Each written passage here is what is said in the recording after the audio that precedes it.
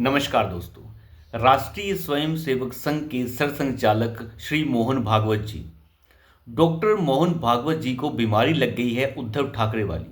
उन्हें लगता है कि सेकुलरिज्म का जो नशा है उसके अंदर झूम के नाचना चाहिए और उस सेकुलरिज्म के नशे में वो झूम कर नाचना शुरू कर चुके हैं। बार बार उनके ऐसे बयान आते हैं जिसके बाद से लगता है कि सरसंघचालक मोहन भागवत जो हैं वो इस्लाम प्रेम के अंदर कहीं डूब न जाएं। लेकिन उन्हें लगता है कि वो ठेकेदार हैं हिंदुत्व के। हालांकि वो कई बार कह चुके हैं कि हिंदुत्व का और हिंदुओं का ठेका आरएसएस ने नहीं लिया है।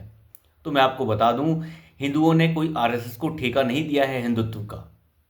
सरसंघचालक मोहन भागवत ने पुणे के अंदर एक कार्यक्रम के दौरान कुछ ऐसी बातें बोल दी जिसके बाद से हिंदुओं के सीने के ऊपर सांप लौटना बिल्कुल तय बात है।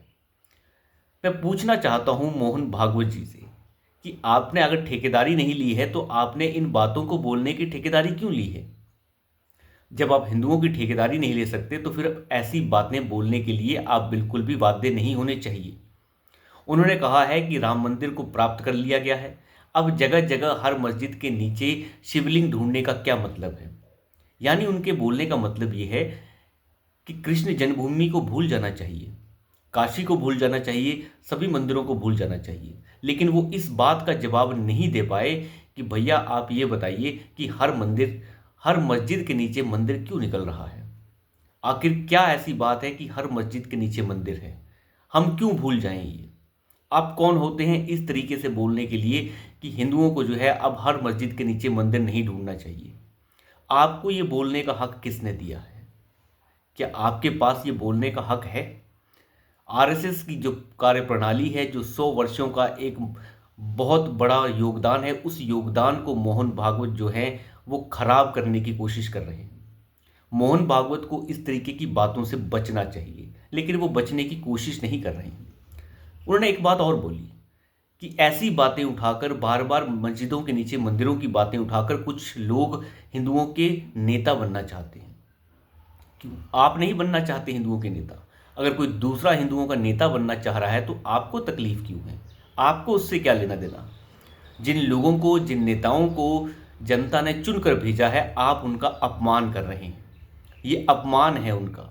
और आप संघ की निष्ठा के ऊपर एक तरीके से सवाल उठा रहे हैं। मैं नहीं मानता कि कोई भी सरसंघ चालक या फिर कोई भी आम राष्ट्रीय स्वयंसेवक जो है आपकी बात से इत्तेफाक रखता होगा। आपकी बातें विरोधाभास से भरी हुई हैं। आप कभी मस्जिद में चले जाते हैं, कभी चादर चढ़ाने लग जाते हैं। खैर, बहुत अच्छी बात है, मस्जिद में जाना चाहिए। लेकिन आप मुझे बताइए कि मस्जिद में जाने से कितने मुसलमानों ने आपके प्रति अपना लगाव जताया है? कितने मुसलमानों ने माना है कि राष्ट्रीय स्वयंसेवक संघ जो है वो एक बेहतरीन संगठन है? उसे कोसते रहे, उसे गालियां पड़ती हैं आज भी मुसलमान उसे गालियां देता है, आतंकवादी संगठन तक बोल दिया जाता है। लेकिन आपने अपने अंदर कोई सुधार नहीं किया। बिहार के अंदर 2015 के अंदर चुनाव के दौरान आपने कुछ ऐसी बातें बोल दी जिसकी वजह से भारतीय जनता पार्टी का सुपड़ा साफ हो गया वहां पे। क्या आपको सोचना नहीं चाहिए कि आप क्या बोल रहे हैं? जेपी नड्डा आपके लिए क्या बोल रहे हैं, आप जेपी नड्डा के लिए क्या बोल रहे हैं, वो आपके निजी मामले हैं, जो मर्जी बोलते रहिए। लेकिन हिंदुओं के विश्वास और हिंदुओं की निष्ठा के साथ इस तरीके से खिलवाड़ करने के लिए आपको कोई अधिकार नहीं। हिंदुओं की आस्था के साथ खिलवाड़ करने का आपका कोई अधिकार नहीं है।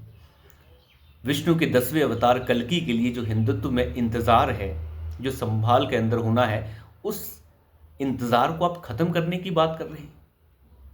आप कह रहे हैं कि आप अपना इतिहास भूल जाइए जो भी आपके साथ गलत हुआ। इतना ही आसान होता तो कई देश भूल जाते, लेकिन कोई देश कभी भी अपना इतिहास नहीं भूलता। आप इस देश की संस्कृति को मिटाने वाली बातें कर रहे हैं। आप कह रहे हैं कि हमें भाईचारे से रहना चाहिए, दुनिया भर में भाईचारे से रहने के लिए भारत जो है वो एक मिसाल पेश करता है। ऐसे भाईचारे का क्या फ़ायदा? ये भाईचारा तो इस्लामिक लोग भी दिखा सकते हैं। सारे टूटे हुए मंदिरों को वापस कर कर वो भाईचारा वो भी निभा सकते हैं, लेकिन उन्होंने वो भाईचारा आज तक नहीं निभाया। राम मंदिर को भी छीन कर लिया गया है, कोर्ट से जाकर बार बार बार बार बेइज्जत होकर लिया गया है। रामलला विराजमान जो हैं वो खुद कोर्ट के अंदर एक तरीके से एक पक्ष के तौर पर पेश हुए। लेकिन मोहन भागवत उन बातों को भूलकर फालतू की बातें जो कर रहे हैं, उन बातों से संघ प्रमुख के साथ साथ भाजपा की निष्ठा के ऊपर भी सवाल खड़ा होता है।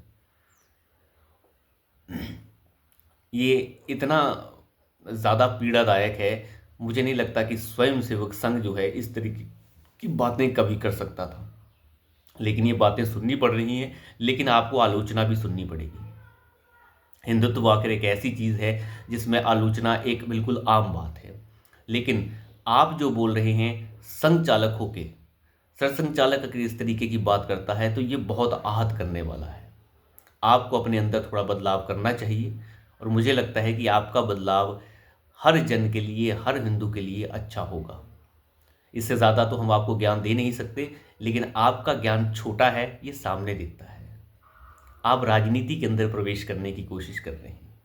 आप संचालक रहिए, राष्ट्रीय स्वयंसेवक संघ का संचालन करिए, राजनीति के अंदर तड़का लगाने की कोशिश मत कीजिए, नहीं तो आपकी निष्ठा, आपका विश्वास जनता के बीच से खत्म हो जाएगा।